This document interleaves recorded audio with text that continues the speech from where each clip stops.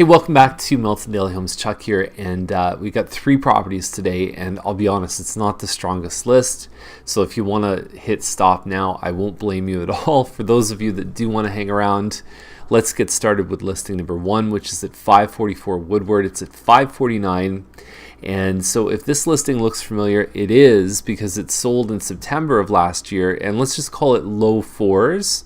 I can probably reveal the actual price, but I won't do that. Anyway, low 4s, they're listed at 549, so we're talking about much more than $100,000 extra that they're asking just a few months later.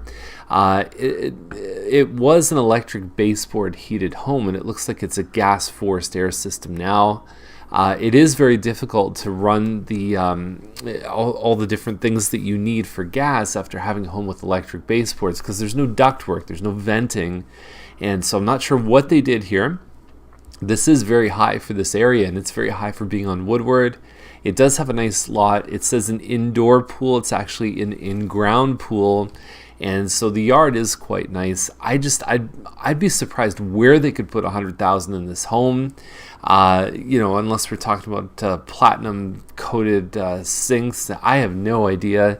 It seems high. I can't find any pictures anywhere, so you're going to have to maybe do a bit of research on this one. What I do oftentimes is I Google the address to try and find some extra photos, but if they're posted here on the MLS, on the broker MLS system, it'll show up in the link in real time just down below. McDougall is the next one. It's a Glenwood model, 618.9. And they've identified as about 2,600 square feet. It's somewhere around there. It's a nice floor plan, and you've got 4 pretty good balanced sized rooms upstairs. It looks like there's granite counters plus hardwood floors, and it seems like it's in line with what you'd expect for a home like this. On McDougall, there's a park probably not that far away from this one across the road. And it looks okay, but there's no photos, so that hopefully they'll be loaded soon. And the last one is McTrack. It's a wood lily. If you remember, I think it was yesterday, I talked about, or maybe it was Monday, I talked about the Plan 12 and how it's very similar to this model. Difference with the Plan 12 at 609 and this one at 619. This one has a better outside, plus it's got a finished basement. It has these strange tiles. I don't see that very often. It's not usually something we see from a builder. It's possible maybe they were cracked or something like that, but the builder usually leaves some extra tiles.